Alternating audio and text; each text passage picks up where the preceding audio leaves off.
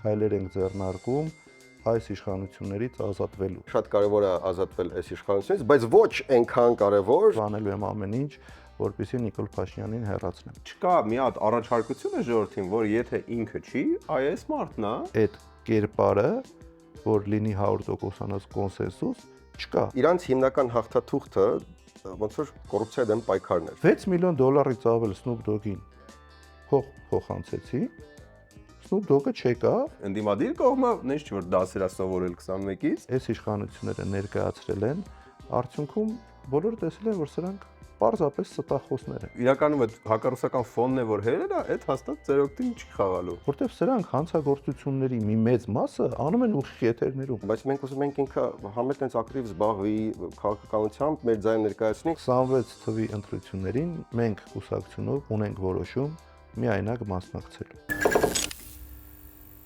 Բարև ձեզ, եթերում լուրջ կասներ, շնորհակալություն, որ հետևում եք մեզ, բաժանորդագրված եք ալիքին, եթե չէ, հենց հիմա տալիս եմ ժամանակը դա անել, մեզ կարող եք ոչ միայն դիտել, նաև լսել բոլոր ոդկասթային հարթակներում, իսկ մեր հյուրը այսօր հայրենի կուսակցության նախագահն է, ԱԱԾ նախկին պետ Արթուր Վանեցյանը, բարև ձեզ։ Բարև ձեզ։ Ոնց որ երկրում սկսել է խոսակցություն իմպիչմենտի մասին, սկսել է խոսակցություն բա ով է լինելու հաջորդ վարչապետը կամ առնվազն տեխնացուն ու այս առումով պատրաստվում եք ակտիվանալ, թե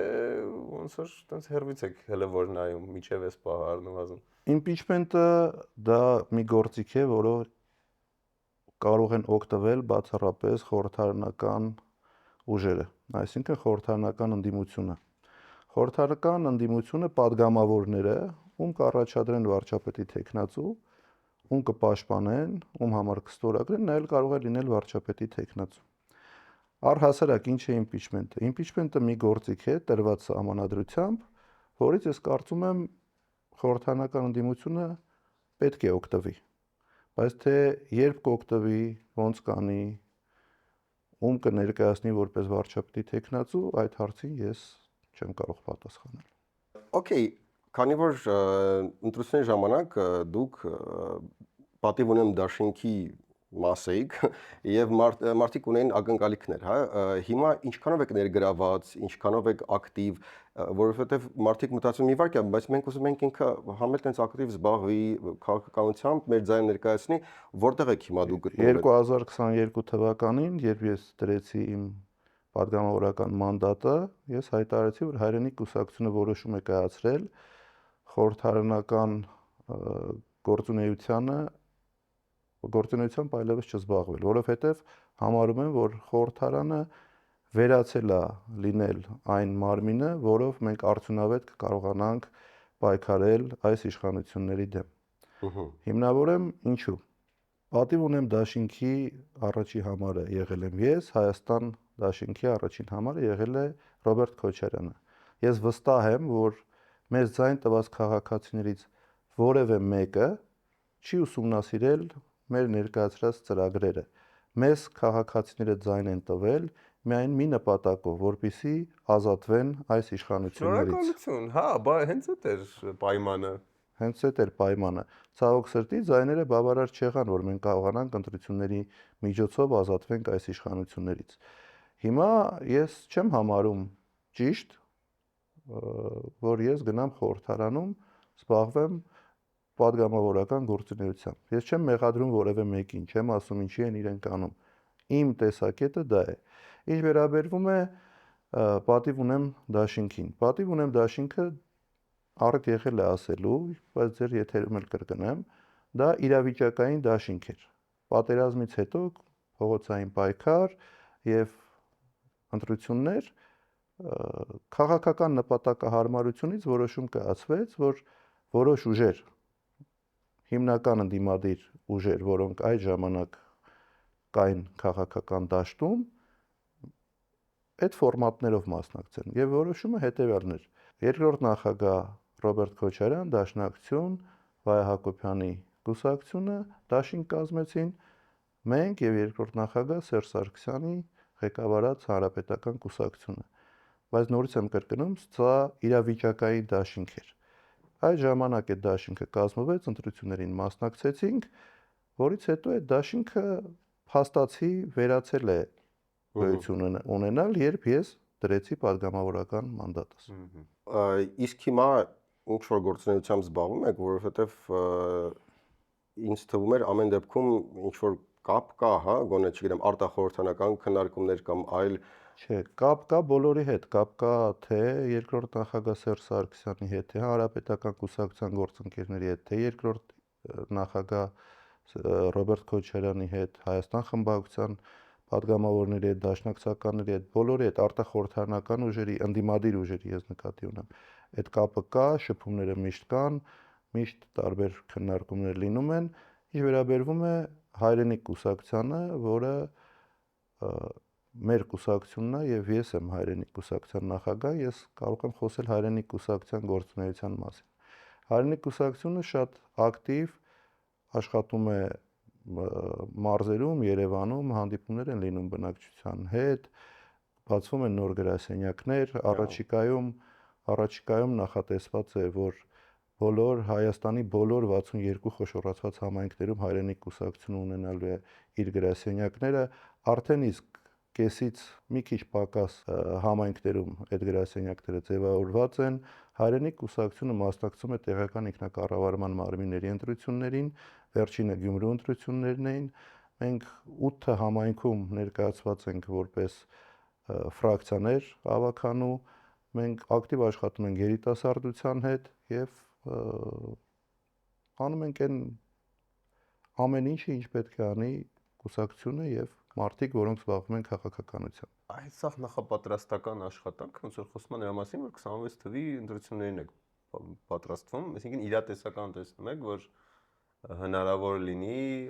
ազատ արդար թափանցիկ ընտրությունների արդյունքում իշխանական կուսակցությունը հաղթել։ Շատ լավ հարց տվեցիք, իսկ ես ձեզ հարցով պատասխանեմ, իսկ կա տենց քաղաքական ուժ, որը չի պատրաստվում խորհրդարանական ընտրություններին, համապետական ընտրություններին։ Չի կարող լինել քաղաքական ուժ, որը չմասնակցի ընտրություններին։ Հիմա երբ մենք ասում ենք, մենք ընտրությունների չենք նախապատրաստվում, այլ քայլեր ենք ձեռնարկում այս իշխանություններից ազատվելու։ Ես դրա բանաձևումը տվել եմ, չբացառելով փողոցային պայքարը, չբացառելով որևէ գործողություն, որը կբերի այս իշխանությունների հեռացմանը, բայց դրա հետ մեկտեղ մենք պետք է պատրաստվենք ընտրություններին, որովհետև 26 թիվը կգա, կլինեն ընտրություններ եւ պատրաստ կլինի այդ ընտրություններին ցավոք սրտի մենակ իշխանությունը։ Ու մենք կասենք, այս ինչի տենց ստացվեց, ելի իշխանությունները եկան եւ կարողացան շատ ձայներ հավաքել եւ մնալ իշխանության։ Իսկ սրանց թողել իշխանության, դա Հայաստանը չի կարող երկրորդ անգամ նման շքեղություն իրեն թույլ տալ, որովհետև սա դասական քաղաքական պայքար չի։ Ես ասում եմ, սա ազգային ազատագրական պայքար է ընդդեմ ներքին թշնամու։ Դա հստակ, շատ կոշտ, շատ սուր ձևակերպում է, որը ես ուզում եմ եւս մեկ անգամ հնչեցնել, որ բոլորը դա իմանան։ Եթե իրոք այդքան լուրջ է այդ ամեն ինչը, ոնց է որ ընդդիմադիր ուժերը հերիք չի չեն կարողանում համախմբվեն, հələ մի հատ էլ վերջի փուլում տեսնում եք ոնց են իրար քննադատում, հա, իրար դեմքին թռնում ու նես տպավորությունն է, որ օքեյ, իհարկե շատ կարևոր է ազատվել այս իշխանությունից, բայց ոչ այնքան կարևոր, որ իրար հետ, չգիտենք, ձեռքի սեղմենք ու միասին ինչ-որ բան մտածենք։ Այդ ոնց է այդ պարադոքսը, ոնց է վերաբերվում։ Չի հասկանում, որովհետև եթե տենց է վիճակը, այս ինչ երրորդական, 10-րդական քննարկումներ։ Եկեք ես չմտնեմ այլ ուժերի հարաբերությունների մեջ, ես խոսեմ եւ էլի մեր մասին, իմ մասին։ Ես ունեմ շատ լավ հարաբերություններ թե երկրորդ նախագահի թիմի հետ, թե երրորդ նախագահի թիմի հետ, թե մնացած ընդդիմադիր ուժերի հետ։ Իմ հարաբերությունները, մեր կուսակցության հարաբերությունները բոլորի հետ առողջ են, գործընկերային են եւ ցանկացած ժամանակ, երբ կա անհրաժեշտություն, մենք հանդիպում ենք, զրուցում ենք, քննարկում ենք եւ որոշումներ ենք կայացնում։ Իսկ ինչպես դուք եք ասում, մտեք այդ հարաբերությունների մեջ, անկեղծ ասած անշնորհակալ գործա չեմ ուզում ես այդ հարաբերությունների մեջ մտնեմ։ Ես կարծում եմ, որ իրական ընդդիմադիր ուժերը չեն կարող ունենալ իրար հետ անհաղթահարելի տարաձայնություններ, որը ուղղված է լինելու այս իշխանությունների հեռացմանը։ Կա տակտիկական տարբեր մոտեցումներ։ Օրինակ, մի թիմը մտածում է, որ ամենաարդյունավետ միջոցը դա impeachment-ի գործիքի կիրառումն է հենց այս պահին, մյուս թիմը մտածում է, որ impeachment-ի գործիքը կարելի է օգտագործել, բայց դրա համար պետք են ինչ-որ նախապայմաններ։ Դա կարող ենք ասել, որ տակտիկական տարաձայնություն է։ Գլոբալ առումով ընդհանուր խնդիրը, հիմնական խնդիրը, որը դրված է, դրա շուրջ տարաձայնություն չկա։ Իմ գնահատականը դա է։ Իսկ այդ տրամաբանությունը ձեզ չի դարձնում այն տեխնազոն, որի շուրջ այդ երկու ուժերը, ասում եք լավ հարաբերություններ ունենք եւ այնտեղ կարային այդ impeachment-ի տեխնազոյի շուրջ, օրինակ բարիշեին ու որ նաեւ կլներ ինչ-որ ինստիտուցիոնալ բան, որովհետեւ համ աշխատել եք, բանակցային process-ներ եք վստահ եմ տիրապետում, այսինքն համ այդ ինստիտուցիոնալ փորձը հիշողությունը կա, համ ոնց որ թե երկուսի համար էլ քիչ թե շատ ընդունելի է։ Նարեկ ջան, այդ հարցի հասցեատերը ես չեմ։ Բայց հրավիրեք այն մարդկանց, ովքեր լեգիտիմ իրավունք ունեն այդ առաջադրումը անելու վարչապետի տեխնացուի։ Այդ հարցի հասցեատերը ես չեմ։ Իմ հետ քննարկումներ որոշակի եղել են, բայց ոչ հստակ ինչ-որ օրակարգով, եւ ես նորից եմ կրկնում։ Արտուր Վանեցյանը չէ, ով ուզում է լինի, եթե որոշում կայացվի, որ այդ անձի շուրջ պետք է լինեն ինչ-որ զարգացումներ, որը բերելու է Նիկոլ Փաշինյանի եւ ՔՊ-ի հեռացման իշխանությունից, այդ անձը ուղղակի չի կարող հրաժարվել այդ պատասխանատվության տակ մտնելուց։ Բայց նորից եմ կրկնում, այդ հարցի հասցեատերը ես չեմ։ Կան մարդիկ, կան սահմանադրությամբ ամրագրված իրավունքներ պատգամավորի, ովքեր եւ միայն իրենք են իրավասու այդ տեխնացիոն առաջ բերել եւ դրան տալ իրավական ընթացք։ Վեդի ալկոն մեր երիտասարդության գինիներով շարունակում է մեզ ուրախացնել։ Այս ողջ հաղորդման ընթացքում եմ որ sense մերթ ըմպում ենք, դա Գետապ Վերնաշեն նռան գինիներ։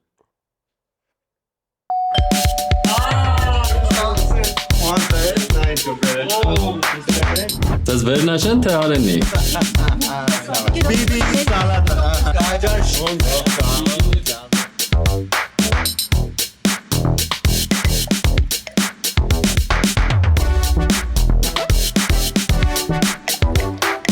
Ո՞ստե ռեալը խաղալ չգիրի։ Ապա։ Էդ իմ ներկայությամբ ասի։ Ինչի ռեալ։ Հաճախ երբ մեր քեֆը լավ է, մեզ թվում է մենք կինոյի մեջի տղեն ենք։ Վան Դամը կրավավի սպորտում, Շվարցը Տերմինատորում, Սպայդերմենում, եղբայրս կամ ինչու ոչ քույրս, դա տենց չի, խաղաղվիր, խմիր այնքան, որ երեկոյի համը չհանես։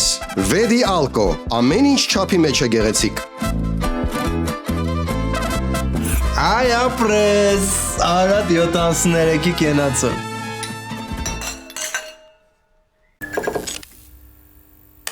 Իսկ ո՞նց եք զգում հիմա ինչքանով է ժողովուրդը պատրաստ այդ փոփոխությունների, ինչքանով են հոգնել, այն նաև ուզում հիշեցնել մեր վերջին մի քանի տարիների զարգացումները, կարծեմ 22 թվին էր, հիշում եք, նստացույց էիք նաև նախաձեռնել ու այն ժամանակ էլ մի քիչ առաջ նայում եմ ուղղակի, որ ասում եք, որ ժողովուրդը հոգնել է, պետք է միավորվեն եւ փոխենք իշխանությունը, բայց այսինքն ժողովուրդը փաստորեն այդքան էլ չի հոգնել, Ժողովուրդը մենք չենք կարող ողջ մեղքը բարթել ժողովրդի վրա, որ ժողովուրդը չի կարողանում կողնորոշվել, չի միավորվում, չի դուրս գալի փողոց իր վերջնական խոսքը ասի, որ իշխանություններին հեռացնեն։ Առաջին մեղավորները քաղաքական պատասխանատուներն են, այդ թվում նաև եւ ես, որ մենք չենք հաջողում մինչ օրս այս իշխանություններին հեռացնել։ Բայց 22 թվին կհիշեք, ինչից սկսվեց իմ ազատության հրապարակ գնալը։ Երբ Նիկոլ Փաշինյանը ազգային ժողովում, ես այն ժամանակ դեռ պատգամավոր էի, վեր կացավ իր հերթական ելույթը ունեցավ, այն ժամանակ տենց ուղիղ չէր ասում, որ Արցախի հարց չկա, Արցախը մեր է, չի Արցախը Ադրբեջանը։ Ինքը ասեց նշաձողը պետք է իջացնենք եւ ասեց հետեւյալ նախադասությունը, որը իմ համար բեկումնային էր եւ ես դրանից հետո որոշեցի, որ ես այլևս այդ խորհրդարան չեմ մտնելու եւ անելու եմ ամեն ինչ, որպեսզի Նիկոլ Փաշինյանին հեռացնեմ։ Նա ասաց, որ ունենալու ենք նույն արդյունքը առանց զոհերի։ Այսինքն ինքը ինչ ասեց։ Ասեց 4000-ից ավել զոհված տղաների կյանքը չարժի ոչինչ։ Ես դա չեմ դիտարկում միայն այդ 44 օրյա պատերազմի զոհերը, այլ ես համարում եմ առաջի Արցախյան պատերազմից սկսած բոլոր զոհերը, թե պայմանական խաղաղության ժամանակ, թե ակտիվ ռազմական գործողությունների ժամանակ, այդ բոլոր տղաների կյանքը այս մարդը համարում է առ-ոչինչ։ Իմ համար դա անընդունելի էր։ Եվ դա եղել հիմնական պատճառը, երբ ես 22 թվականին դուրս եմ եկել փողոց, գնացել եմ Ազատության հրապարակ եւ սկսել նստացույցը։ Հիմա արդեն իսկ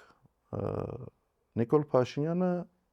հիշում եք այն հայտնի իր արտահայտությունը Արցախը Հայաստան է եւ վերջ։ Հիմա նույն տոնով ինքը ասում է Արցախը Ադրբեջան է եւ վերջ, այլևս Արցախ էլ չի ասում, ասում է Լեռնային Ղարաբաղը, Ղարաբաղը Ադրբեջան է եւ վերջ, որը գիտեք, չես կարող պատկերացնել, որ հայ մարդը նման արտահայտություն կարող էր իր կյանքում անել։ Չնայած սրանք այնքան անհեթեթ հայտարարություններ են արել իրենց քաղաքական կյանքում, որ որևէ պարագայում մի քանի տարի առաջ որ հարցնեինք, որ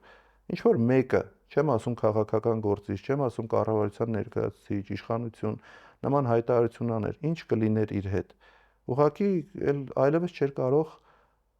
Հայաստանում ապրել, հայերի մեջ ապրել, որտեղ դավաճանի պիտակը կկպցնեին ճակատին ու կգնային։ Հիմա դա կա, էլի կա, բայց Նիկոլ Փաշինյանը իշխանություն է, Նիկոլ Փաշինյանը ամեն ինչ անում է, ցանկացած քայլի պատրաստ է գնալ իշխանությունը պահելու, դա դուք տեսել եք, բոլորն են դա տեսել, թե ամենաբիրտ ուժի կիրառումից սկսած, վերջացրած տեղեկատվական շատ կեղտոտ արշավներով մարդկանց նկատմամբ, ընդ որում սուտ 90%-ը սուտ։ Դե ոնց որ արդեն կարևոր չի։ Չէ, կարևոր չի, բայց մարդկանց վրա ազդում է։ Օրինակ, դուք նոր ասացիք, մարդիկ հիմա այն ժամանակ էլ էիք ասում հոգնած են։ Ես հիմա շրջում եմ մարզերով, ուզում եմ մի դեպք ձեզ պատմեմ։ Մի քանի օր առաջ մեքենայով ընտանիքիս հետ, ընկերներիս հետ որոշեցին գնանք Թիֆլիս։ Եվ ճանապարհին կանգնեցինք Նոյեմբերյանի շրջանի գյուղերից մեկում ջուր գնելու խանութից։ Երբ ես իջա եւ մտա խանութ, արդեն ընկերներս վերցրել էին այդ ջրերը եւ այլն։ Վաճառողը ինձ տեսավ, ճանաչեց, եկավ, պարոն Վանեցյան, հələ մի րոպե, այդ ջուրը հետո կառնեք, հələ եկեք նստեք խոսանք։ Տարավ, նստացրեց իրանց տան զրուցարանում։ Քիչ անց գյուղի կեսը հավաքվել էր այդտեղ եւ խոսում էին մարդիկ եւ հարցեր էին տալիս եւ իրենց դիրքորոշումն էին ներկայացնում այս իշխանությունների նկատմամբ։ Անկեղծ ասած, իմ համար տպավորություն էր ստեղծված, որ Տավուշի մարզը համեմատության մեջ կարող է լինել ավելի շատ իշխանական, քան ընդդիմադիր։ Բայց հավատացեք, ոչ միայն այդ գյուղում, այլ տարբեր տեղեր հենց Տավուշի մարզում կանգնել ենք, զրուցել ենք մարդկանց հետ, տեսել եմ, բոլորը միաբերան ասում են, որ այս իշխանություններից պետք է ազատվել։ Բոլորը։ Ու ես ինչ նկատեցի ժողովրդի մեջ։ Ժողովուրդը խափնվել է, ժողովուրդը մոլորվել է, փորձել է հավատալ այն լավ խոստումներին եւ խոսքերին, որը այս իշխանությունները ներկայացրել են, արդյունքում բոլորը տեսել են, որ սրանք պարզապես ստախոսներ են։ Ստախոսներ են եւ վերջ։ Ստախոսությունից բացի իրանց ստախոսությունը նաեւ վտանգավոր է, որտեղ իրենց սուտը վերածվում է միսու արուն է ստանում։ Այսինքն 21 թվականի ընտրությունները ինչ էին գոռում, գոչում, չագուճը ձեռքը առած մի մարդ վազում էր սաղ երկրով եւ ասում էր Շուշիի հադրութի դեօկուպացիա, Վանեցյանը կամ Քոչարյանը եթե կան իշխանության պատերազմ ա լինելու, ես միակն եմ, որը խաղաղություն ա բերելու, Արցախի հարցը ես լուծել եմ, նոյեմբերի 9-ի պայմանագիրը ներկայացնում էր որպես մեծ հաղթանակ, որտեղ ասում էր Արցախի հարցը ֆիքսած է այդտեղ, հետագայում կամած դրանից այդ խոսքերից բացի Դա նաև գրավոր ներկայացվել է կառավարության ծրագրում, հաստատվել է ազգային ժողովի, նորընտիր ազգային ժողովի կողմից, նախընտրական ծրագրում է ներկայացված եղել։ Մարդկանց խաբել են, անընդհատ խաբել են։ Բայց գիտեք, մարդկանցից շատ շատերը այդ անվտանգային խնդիրներին շատ սուր չեն մոտենում։ Հատկապես այն քաղաքացիները, որոնք չեն առնչվում սահմանի հետ, չունեն այդ անվտանգային տնտեսական տնտեսությունը, այսինքն ասում էր թալանը վերադարձնելու ենք, բերելու ենք տանք ձեզ ժողովուրդ, դա մեկ սուտ։ Հիմա ամենամեծ թալանչիները իրանք են։ Հիմա այդ խոստումը, որ չեն կատարել, հիմա երկրորդ խոստումը իրանք ոչ թե պետքա կատարեն, սխալ ձևակերպեցի։ Իրանք պետք է այդ թալանը իրանց հլը վերադարձնեն, նոր խոսեն թալանը վերադարձնելու մասին։ Կոռուպցիան վխտում է Հայաստանում, ես ձեզ դա ասում եմ ոչ թե ուղղակի խոսքի համար, այլ իրականություն է, մարդիկ ապրում են, դուք ապրում եք, շրջապատ ունեք, հարևաններ ունեք, հարազատներ ունեք, մենք բոլորս տեսնում ենք, որ կոռուպցիան վխտում է Հայաստանում մեկ, եւ երկրորդը էլի մեջբերում անեմ իրանց քաղաքական խոսույթից, քաղաքացին տուգանքի մատերիալ չի։ Քաղաքացին հիմա դարել է 100%-անոց տուգանքի մատերիալ, ավելին ամեն օր մտածում են, թե ինչ ավելի ծանր տուգանք, ավելի ծանր օրենք ընդունեն, որ քաղաքացու կյանքը դժվարեցնեն։ Նիկոլ Փաշինյանի իշխանության մնալու գաղտնիքներից մեկը եղել է նաև այն, որ ինքը թվացial ազատություն է տվել բիզնես աշխարհին։ Այսինքն մարդիկ ասում էին, դե լավն է, վատն է, ինչ որ այա, մեզ չեն կպնում, կարողանում ենք, հարկային տերոր չկա, մաքսայինը ապրանքը բերում ես, մաքսազերծում է, այդ մենաշնորհները չկան, բայց հիմա մենք ինչ ենք տեսնում։ Սաղ իրանց հետ աֆիլացված մարդիկ բիզնեսը քաշել են իրանց տակ, մնացած տնտեսվարողները, որոնք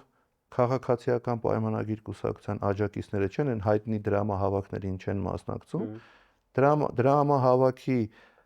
հրավերից հետո, եթե մի բիզնեսմեն չի գնում է դրամահավաքի, իմանում ենք, որ հարկայինը մտավ ու մի հատ անհետ ակտ գրեց, չգիտեմ, մի քանի 100 միլիոն դրամ, մի քանի միլիարդ դրամ։ Հիմա բիզնեսին էլ են սրանք նեղացնում, բայց դրա հետ մեկտեղ ոչ մի տնտեսական աճ չունենք, ոչ մի լավ բան չունենք տնտեսության մեջ։ Ավելին, բյուջեի չկատարում ունենք։ Հիմա էլի մի հատ աֆերիստություն են արել։ Բյուջեն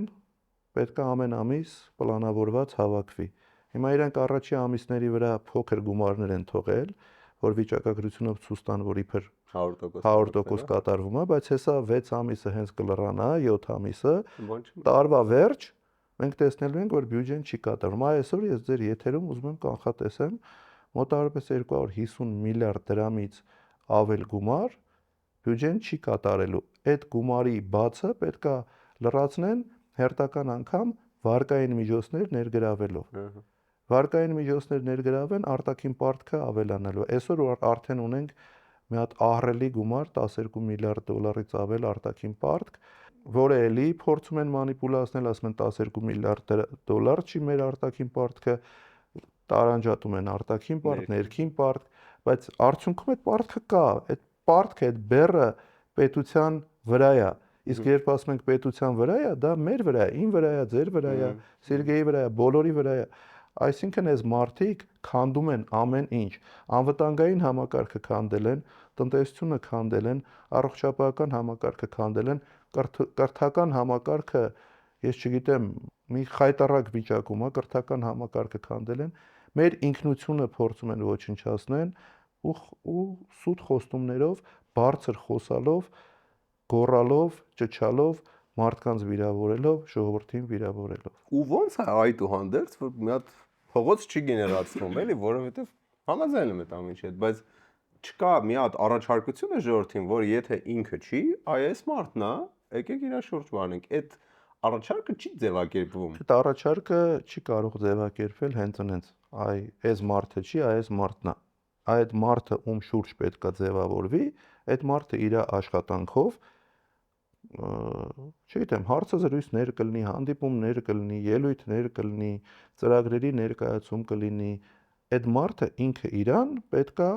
հասարակության մեջ կարողանա ստեղծել այն իրավիճակը, որ մարդկանց աչքում ինքը լինի այլընտրանքը իշխանությունների։ Ցավոք սրտի, այս պահին կան տարբեր ուժեր, որոնք դա անում են, բայց վերջնական այդ կերպարը, որ լինի 100%-անոց կոնսենսուս, չկա։ Ինչի չկա։ Հիմա հարց կառաջանա, վատ ենք աշխատում, թե իրականում այդ մարդը չկա։ Ես վստահ եմ, որ այդ մարդիկ ընդդիմադիր դաշտում շատ են, որոնք կարող են շատ լավ կառավարիչներ լինել, կարող են շատ լավ երկիրը կառավարել եւ երկիրը հանել այս ճգնաժամից։ Ինչի չկա, որովհետեւ իշխանությունները իրենց էլի մանիպուլատիվ նարատիվներով փորձում են մարդկանց շփոթեցնել։ Ինչ են ասում։ Ընդդիմությունը կռվում է իշխանության համար։ Ուրիշ ոչ մի նպատակ ընդդիմությունը չունի։ Հիմա դուք եք ասում նորմալ է, բայց եթե դուք սովորական մարդկանց հետ շփվեք, մարդիկ ասում են դուք ուզում եք իրանց քշեք, որ դուք գաք իշխանության։ Հիմնական թեզերից մեկը դա է։ Բայց առանց իշխանության ո՞նց կարող ես իրագործել են ծրագրերը, որի մասին դու խոսում ես։ Առանց իշխանության դու ո՞նց կարող ես հակազդել այն մարտահրավերներին, որոնք այսօր կան Հայաստանի գլխին կուտակված։ Առանց իշխանության դու ո՞նց կարող ես մարդկանց կյանքը լավացնել։ Դա անհնարին է։ Դրա համար իշխանությունը անհրաժեշտ գործիք է, որով դու կարողանաս անես այն, ինչ խոստանում ես ժողովրդին։ Երկրորդը, ասում են, սրանք ուզում են գան, որ թալանեն։ Ով թալանի։ Ես կյանքիս մեջ չեմ թալանել։ Հիմա տեսնում ենք թալանչիները ովքեր են։ Սրանցից մեծ թալանչիներ երրորդ հանրապետության պատմության մեջ իմ կարծիքով չեն եղել։ Բայց ժողովուրդը չի հավատում է դրան։ Ժողովուրդը արդեն իսկ հավատում է, ժողովուրդը պահի տակ ընկել է այդ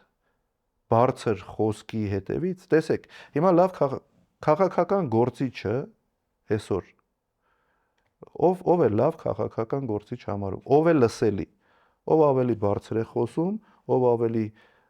մեծ հայհոյանքներ է տալիս, ով վիրավորանքներ է հնչեցնում իր քաղաքական հակառակորդների, իսկ Նիկոլեն Սպարագայում նաև ժողովրդի նկատմամբ, տեսեք, Նիկոլ Փաշինյանը եւ իր թիմը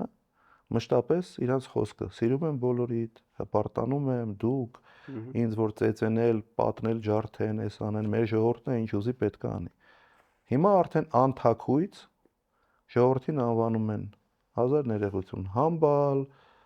զիբիլ, չգիտեմ, ոչի, անվանական, դա ինչ է եղել։ Հիմա եկեք այդ հարցին մի քիչ բացված կտանք։ Այս մարդկանց էությունը դուրս է եկել արդեն հանրային դաշտ։ Այն ժամանակ դա թաքցնում էին, հիմա արդեն հանրայնորեն դրա մասին խոսում են։ Այս մարդիկ իրենց պահվածքով ցույց են տալիս, որ ատում են այս ժողովրդին։ Եվ իրենց պահվածքով ցույց են տալիս, որ սիրում են այս ժողովրդի թշնամիներին, թուրքերին եւ ադրբեջանցիներին։ Դուք տեսել եք, չէ՞, երկրի ղեկավարը, մեր երկրի ղեկավարը ցավոք սրտի ինչպիսի վերաբերմունք է ցույց տալիս Ադրբեջանի կամ Թուրքիայի նախագահների նկատմամբ։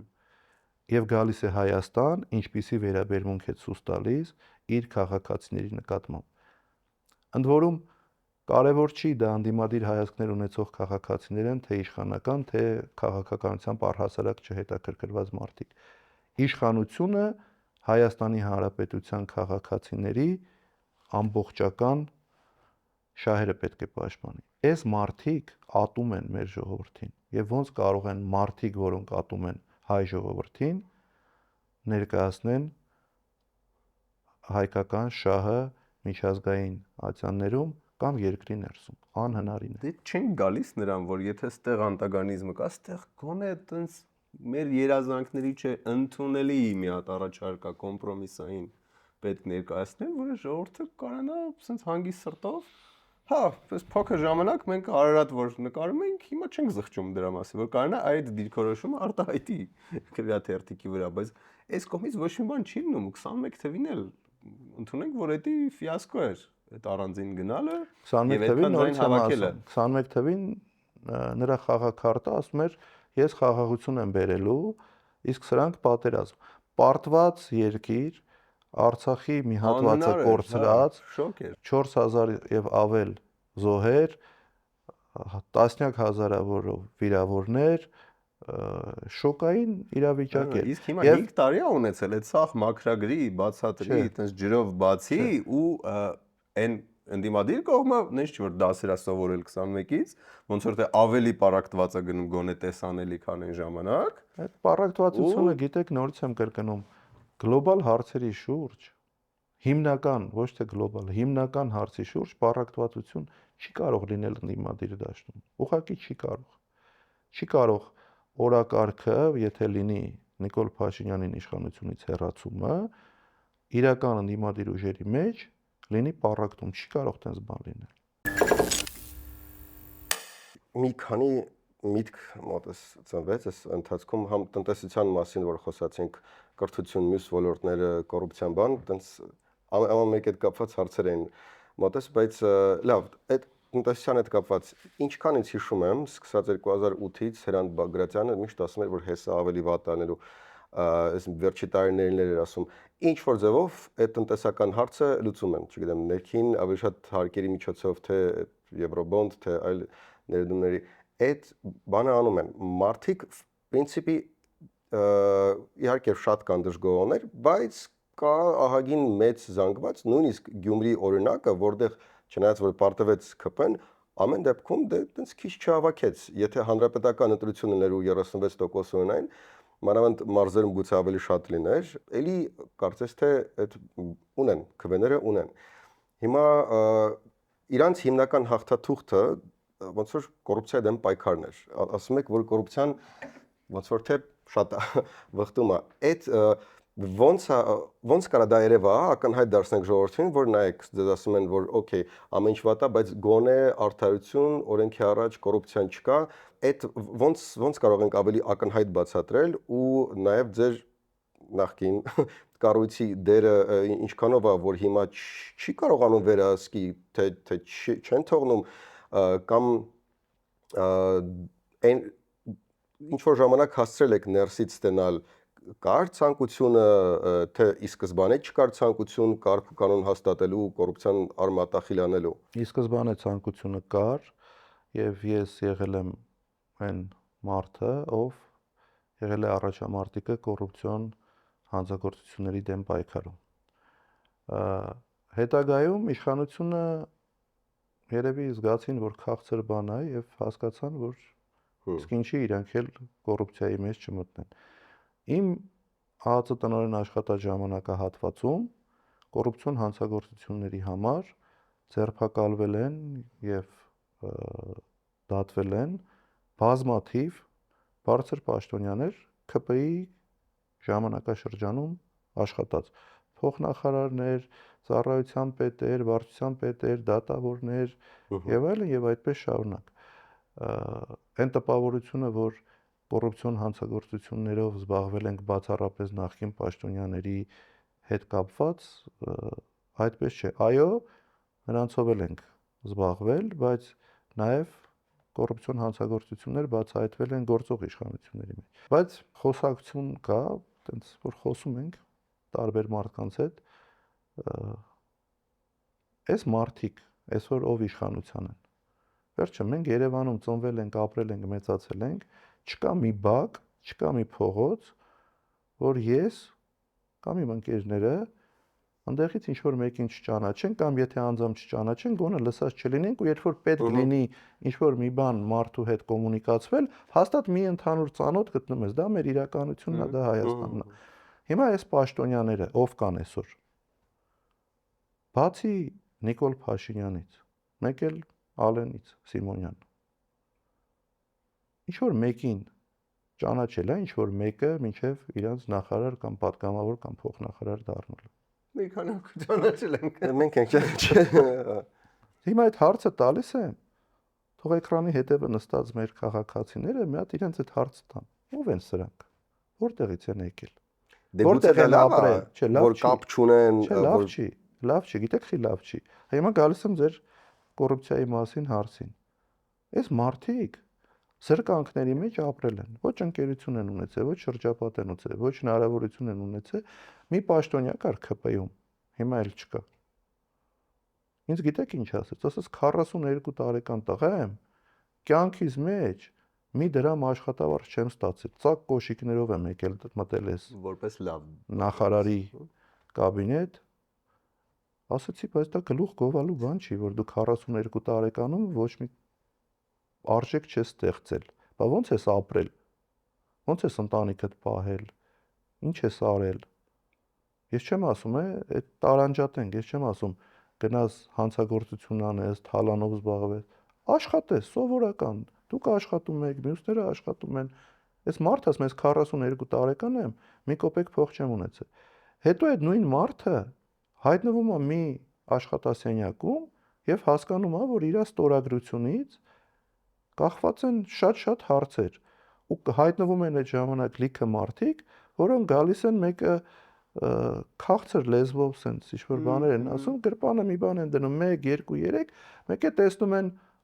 որ կարելի է փող աշխատել շատ հեշտ։ Կարելի է տները առնել։ Հիմա մարդիկ, որոնք ոչ մի բան չեն ունեցել, հիմա հայտարարություններ են ներկայացնում,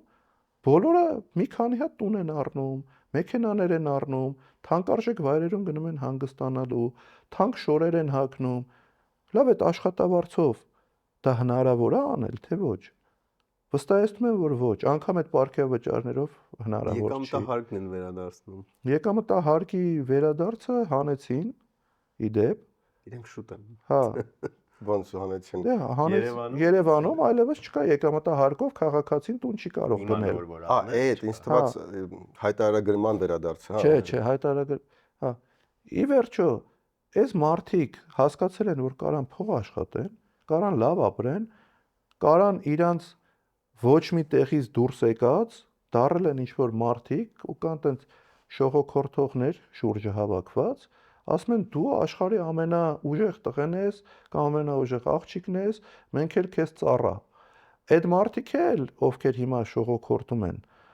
դրանք էլ քաղաքում եղել են տարբեր բիզնեսմեններ, հարգանք վայելող մարդիկ որոշ շրջանակներում։ Հիմա սրանք նայում են, ասում են, այս մարդիկ եկել են մեզ, ասենց մեր վերաբերվում են, իրանց թվում է, որ իրանք այդքան կան, այդքան տղա են, աճել են, որ այդ մարդիկ իրանց մեծարում են, կենացներն են խմում, բայց չեն հասկանում, որ այդ մարդիկ դրանց օգտագործում են իրենց հարցերը լուծելու համար, դրա հետ մեկտեղ այս սրանք էլ մի մասը միգուցե հասկանում են, որ ժամանակավոր է այս իշխանությունը, ինչ կարանք ալան թալանը անենք, որ հետո կարողանանք ապրենք։ Մի քանի օրինակ բերեմ այս ալան թալանի հետ կապված, որ ապրենք։ ԿՊ-ն կողքից երևում է կուռ կառույց, որ տենց իրանց քաղաքական թիմի ղեկավարի շուրջ հավաքված, բայց ինչ եղավ Գյումրու ընտրությունների օրը։ Հայտնի պատգամավոր Վիլեն Գաբրելյանը մի քիչ գինովցած վիճակում ասեց ԿՊ-ի ներքին խոսակցությունը կամ իրանց սրտի եղածը, ասեց դե 26 թվին մենք իշխանություն չենք ելնելու, հետո տեսնենք ինչ ալնելու։ Հայտնի պատգամավոր Լուսինե Բադալյանը, Լուլու, հանրությունը տենց ավելի լավ է ճանաչում։ Հարցազրույց տվեց փողոցում, ասեց, դե սպասում եմ վարչապետը հրաժարական տա, ես էլ թողեմ երկրից գնամ։ Ու մնացած բոլորը այդ մտքով են ապրում, իրանք եկել են Հայաստան, իշխանությունը զավթել են խոպանչու մտքով։ Բայց այդքան հեշտ է այդ ամեն ինչ ելնելու։ Ես օրինակ ԱԱԾ-ում դիտում եմ որպես խորքային, sense կարևոր ինստիտուցիոնալ բան, որը տենց պետք է որ վնե այսօրվա Դուք ոնց որ իշխանությունը ԱԱԾ-ի վերջին զարգացումներին տեղյակ չեք, թե ինչ արեցին ԱԱԾ-ի հետ։ Ես լավատես եմ, բայց միտքս ավարտեմ, էլի ինձ թվում է, երբ որ իշխանությունը փոխվեց, այդ մարդկանց որպես վկաներ առնվազն, հələ չեմ ասում մեղադրյալներ, Հանցագործություն կլինի։ Չէ։ Դուրս թողնել։ Այս իշխանությունների կատարված հանցագործությունները շատ հեշտ է լինելու բացահայտել եւ ապացուցել եւ վստահաբար ունենալու է դատական վախճան այդ իրանց կատարված հանցագործությունը, որտեղ սրանք հանցագործությունների մի մեծ մասը անում են ուղիղ եթերներում։ Okay։ Սրանք այնքան խելք չունեն, որ այդ հանցագործությունները գոնե խողարկեն։ Ինչ է նայել ուղիղ եթերում։ Ամեն ինչ երկիրը հանձնելուց սկսած վերջացրած, որ ասում է դա մեր որոշումն է, օրինակ որոշում ենք, որ մեկ աղբյուրով առանց տենդերի, Հա, այս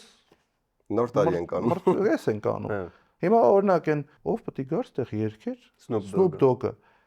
6 միլիոն դոլարից ավել Snoop Dogg-ին փոխանցեցի, Snoop Dogg-ը չեկավ, այդ փողն է կորավ։ Այդ Չեն ասում կորավ, հիմա ասում են կորավ, կլինի կտա։ կորավ։ Այդ ՍՊԸ-ն էլ, որը բացվել էր, որ իբր պետք է կազմակերպել Snoop Dogg-ի համերգը, բացվել էր նոր զրոյական ընկերություն, առանց փորձի, առանց պատմության, եկել պայմանագիր կնքել մեկ աղբյուրով, առանց էլի ոչ մի տենդերի, մեկ աղբյուրով պայմանագիր կնքում կառավարության հետ, փողը կառավարությունը փոխանցում է այս ընկերությունը, այդ ընկերությունը փոխանցում է Snoop Dogg-ին, իբր կամ չի փոխանցում, կամ փոխանցում է, կամ իշքանն է փոխանցում, իշքանը չի փոխանցում։ Հիմա Snoop Dogg-ը չեկավ։ Հիմա ասում են դե չեկավ։ Այս ուղիղ եթերում հանցագործություն չի։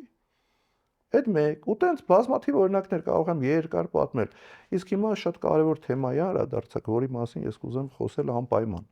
Ազգային անվտանգության ծառայություն, ինչպես դուք նկարագրեցիք, խորքային ավանդույթներով կառույց։ Ազգային անվտանգության ծառայությունը այո այդպեսին եղել է։ Եվ ցավոք սրտի այս իշխանությունները ամեն ինչ անում են, արել են եւ շարունակում են անել, որ ազգային անվտանգության ծառայությունը չլինի այդպեսին։ Ինչ են անում։ Ֆունկցիաները վերցնում են։ Հիմա մենք հիմա խոսեցինք օրինակ հակակոռուպցիոն պայքարի մասին։ Հակակոռուպցիոն հանցագործություններով ազգային անվտանգության ծառայությունը այլևս չի զբաղվում այն ծավալով, որով զբաղվել է օրինակ նախկինում, որովհետև հիմա հակակոռուպցիոն կոմիտե է ձևավորվել հատուկ քննչական ծառայության հիմքի վրա եւ հակակոռուպցիոն պայքարի առաջամարտիկը այդ հակակոռուպցիոն կոմիտեն է։ Արտաքին հետախուզություն։ Դա ես աշխատելով 23 տարի ազգային անվտանգության ծառայությունում, երբ դարձել եմ ազգային անվտանգության ծառայության տնօրեն, դա եղել է միակ ոլորտը, միակ ուղղությունը, որի մասին ես տեղեկացված չեմ եղել, որովհետև դա հիմնարկի մեջ մեր եղել է փակ կառույց, որտեղ գաղտնիության վերին մակարդակն է հետախուզությունը։ Հիմա հետախուզությունը առանձնացրել են եւ հետախուզության ծառայության պետ, արտաքին հետախուզության ծառայության պետ նշանակել են մի աղջկա։ Աղջիկ, որ ասում եմ, կարելի նշանակել մի տղայի, այսինքն այս իր սերի հետ պայմանավորված, հա, սերի հետ պայմանավորված չեմ։ Մի աղջկա, որը զրոյական փորձ ունի այդ ոլորտում։ Հիմա արտաքին հետախուզությունը, հա, օմբուդսմեն, որի հայրը Սևանի շուկայում կամերաների դիմաց ասում էր Վանեցյանին ու Քոչարյանին պետքա դնենք պատի տակ գնդակահարենք, վիզը կտրենք, որտեվ զենքը քաշին դրին Նիկոլի գլխին, ասին ստորագրի, սաղ իրանք արին։ Այդ իր հայրն է։ Բայց դա բռնության կոչ չի։ Այդ հայտնի վիդեոն որ կա, դա այդ աղջկա հայրն է։ Երբ ինքը ընտրվում էր օմբուդսմեն, եկել էր ազգային ժողով մեր խմբակցությունում հանդիպման, այդ վիդեոն ցույց եմ տվել, ասել եմ գնահատական կասեք, ասեց թե երևի հուզված է եղել papan։ Իսկ հիմա եկեք, ուզում եք ձեր եթերում հիմա փորձնական մի հատ այդ ասած կոչի 10% անենք, հենց տեղից դուրս գամ քրական գործը հարուցված կլինի։ Ազգային անվտանգության ծառայությունը իրականում պետության մեջ շատ կարևոր դերակատարում ունի, որովհետև առհասարակ անվտանգային միջավայրը ամենակարևորն է պետության մեջ։ Անվտանգային միջավայրը ինքը անտեսանելի է։ Մարդիկ չեն տեսնում, չեն շոշափում, չեն նկատում, բայց անվտանգային համակարգը եթե չգործի, մենք ստեղ չենք կարող հանգիստ նստենք, այս ծրագիրը անենք։ մենք չենք կարա գնանք երեկոյան տուն մեր ընտանիքի հետ հանգստանանք, հաց ուտենք, շփվենք, դուրս գանք փողոց, որովհետև անվտանգային միջավայրը դա շատ կարևոր է։ Ու եթե չկա պետության մեջ երկարաժամկետ անվտանգային երաշխիքներ, մարդիկ ապրում են ստրեսի մեջ։ Ու հիմա ես որ ասում եմ այս խոսքերս, խնդրում եմ թող բոլորը մտածեն։ Ինչի է հիմա բոլորի մտքում երկրից գնալը։ Մեկը մտածում է green card շահի գնա Ամերիկա, մյուսը մտածում է գնա Ռուսաստան, մյուսը մտածում է գնա Եվրոպա, որովհետև չունեն այդ անվտանգային երկարաժամկետ երաշխիքները։ Ինչի է տնտեսությունը այսօր կառուցապատման շուկան շատ իջել է, այսինքն մարդիկ բնակարաններ սկսել են շատ քիչ գնել։ Պատճառներից մեկը եկամտահարկի վերադարձի օրենքի չեղարկումն է, բայց երկրորդ պատճառը, որ մարդիկ մտածում են, արդյոք պետք է իրանք հիմա գումարներ դրեն Հայաստանում եւ Հայաստանում կառուցեն իրենց ապագան։ Մարդիկ չունեն այդ երաշխիքները, որ ստեղ լավ է լինելու։ Չունեն այդ երաշխիքները, չեն վստահում իշխանություններին։ Ու հենց դա է պատճառը, որ մենք ունենք այսօր այս ցավալի վիճակը։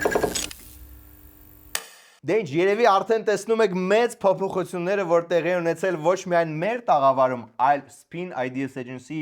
բոլոր հաղորդումների տաղավարներում։ Մենք արդեն տեխնիկապես վերազինված ենք եւ պատրաստ ենք ձեր բիզնեսը դարձնել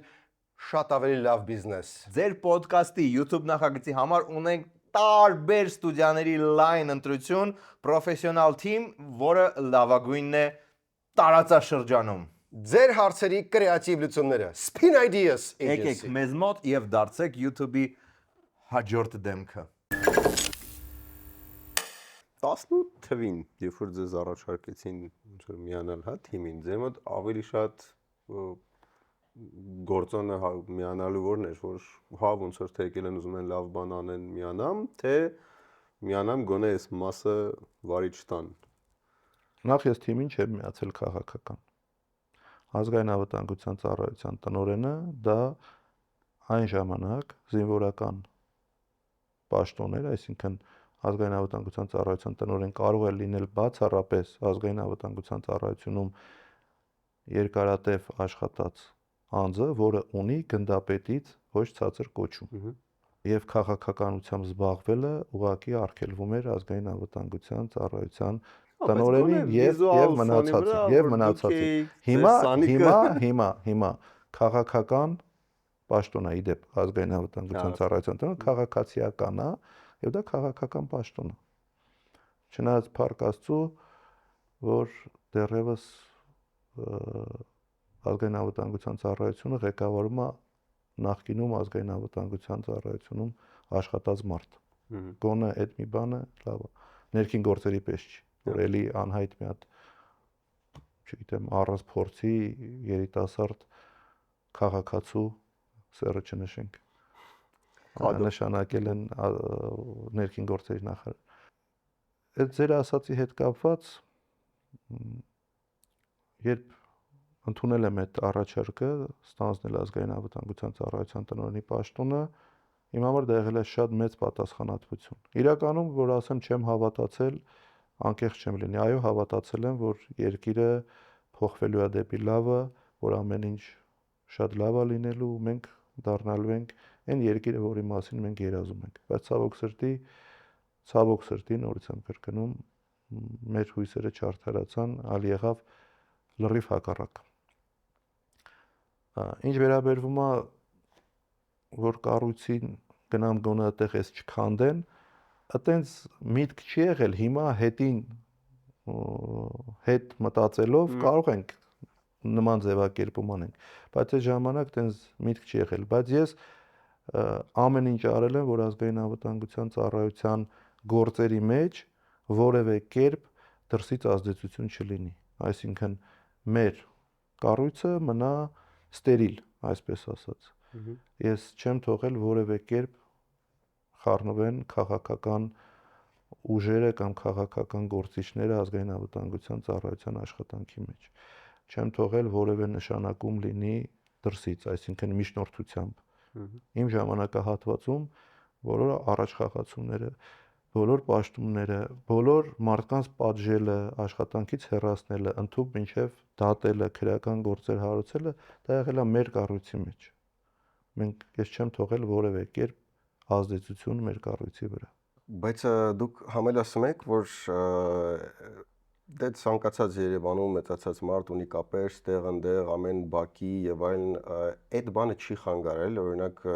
օլիգարխ ասեմ, թե ուղղակի մեծ կշիռ ունեցող մարդիկ ամեն դեպքում կային ու կայացած ինչ որ համակարգ կար, հա, բոլորը գիտեն, այս հարգելի քաղաքացի է, այս հարգելի բիզնես է, բանա ու ինչ որ հարաբերություններ, ոնց էլ կլինեին այդ հարաբերությունները չէին խանգարում, որ եթե նկատեն ինչ որ, չգիտեմ, կոռուպցիա կամ ինչ որ մի հատ ճշտություն միջամտել ու միանգամից կտրուկ փոխել։ Երբեք չի եղել մի դեպք, որ ես տեղեկատվություն ստանամ, ինձ եկուցվեր տեղեկատվություն, որ կա հանցագործության նշաններ եւ մենք արագ չարձագանքեինք եւ այդ հանցագործությունը չբացահայտեինք եւ մարդիկ չպատժվեին։ Անկախ նրանից, այդ մարդիկ եղել են իմ ընկերները, իմ ծանոթները, իմ ընկերների ընկերները, իմ բարեկամները, դա մշտապես իմ համար եղել է կարմիր գիծ։ Աշխատանքի մեջ, հատկապես իրավապահ համակարգում, ընկեր, բարեկամ, հարազատ հասկացություն չկա։ Կա օրենք եւ կա քաղաքացի։ Քաղաքացին օրենքը խախտեց, անկախ նրանից ինչ կարգավիճակում նա կլինի, նա պետք է պատասխան տա։ Ու ես այս սկզբունքով ապրել եմ, ապրում եմ եւ հետագայում եւս ապրելու եմ։ Իսկ այն որ առաջ շատ ավելի մեծ սենց ասենք վախ կար, հա, ԱԱՑ-ից ու հետո կամաց սկսեց ընկալումը ավելի նեյտրալ դառնալ ու գնաց դեպի նա, որ ավելի friendly, ավելի տենց ոչ վախենալու կառույց դարավ, հա, եւ որտեւ ես հիշում եմ իմ ուսանողական ժամանակներում մարդիկ նույնիսկ վախենում էին շենքի կողքով անցնեին ու հետո հիմա տենց շատ ավելի թեթև է ընկալվում, դա լավ է, վատ է, դա շատ լավ է, դա շատ լավ է ու տենց պետքա լինի։ Ոստիկանությունը մի քիչ վախը չէր խանգարել։ Չէ, չպետք է։ Եթե դու հանցագործություն չես արել, ինչից վախենաս։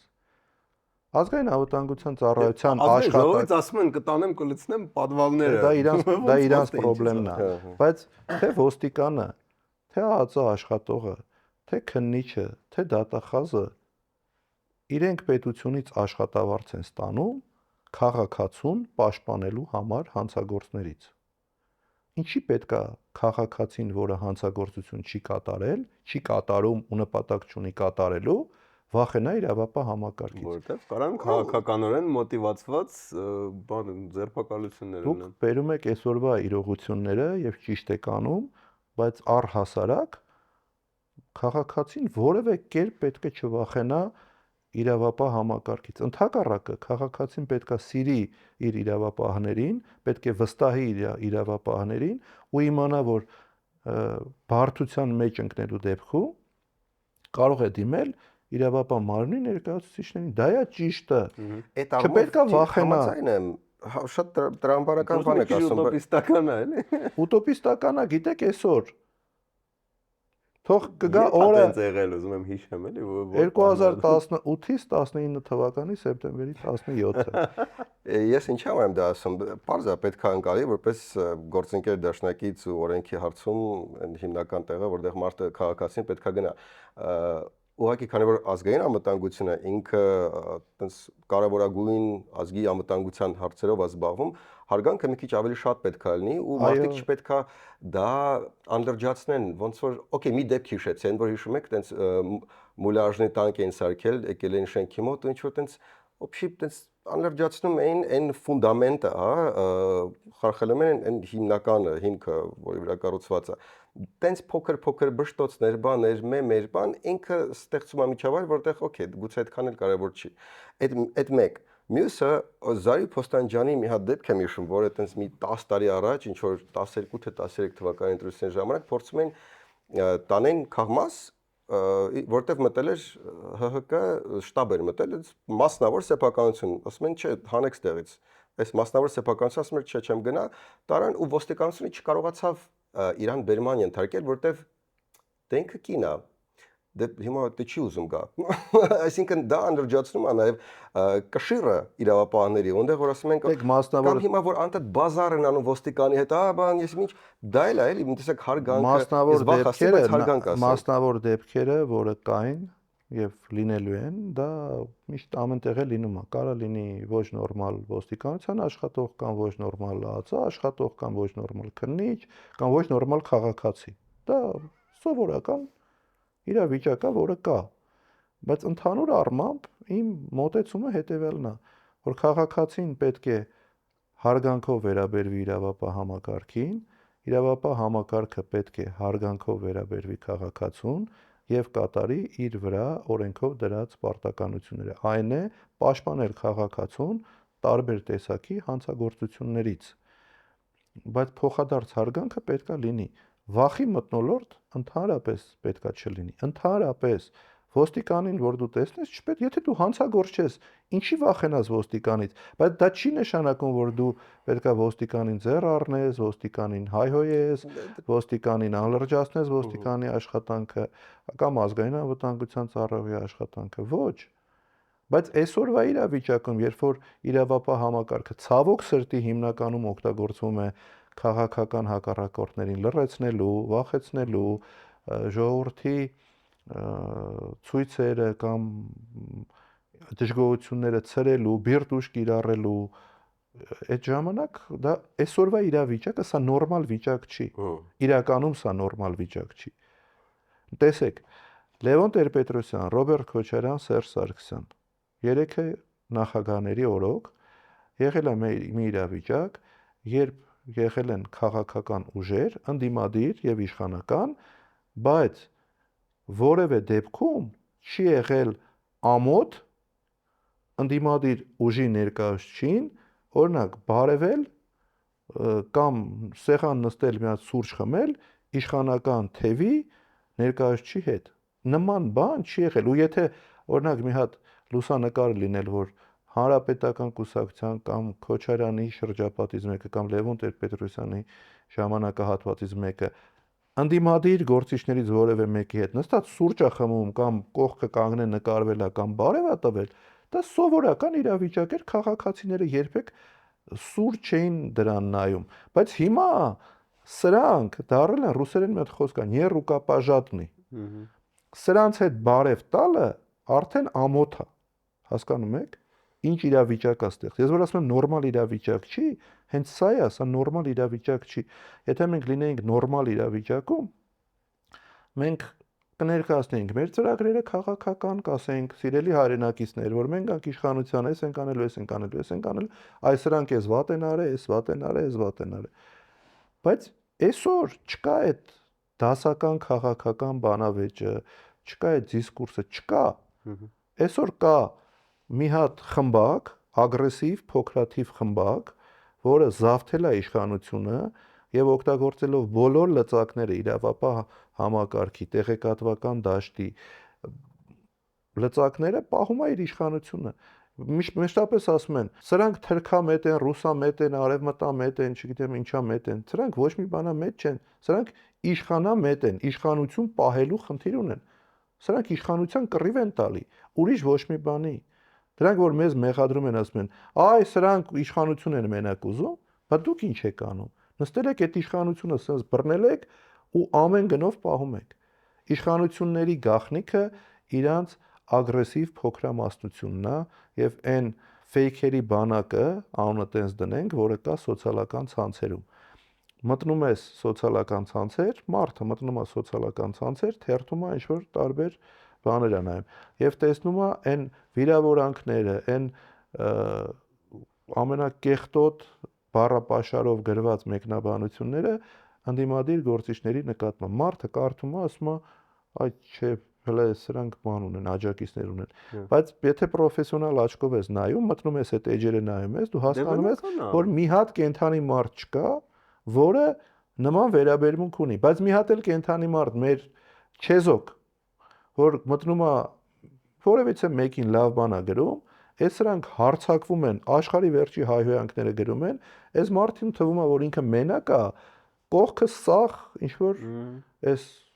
նիկոլականներն են, ասում են ինչ գործ ունեմ ես գրեմ։ Չի գրում пассива պահում։ Տեղեկատվական քարոզչական դաշտին, որտեղ իրանք ահագին լավ են իրականում աշխատում, զուգահեռ նվնվալով, որտեղ սաղ մեդիաները Ամենալավն են բայց շատ լավ աշխատում են իրականում,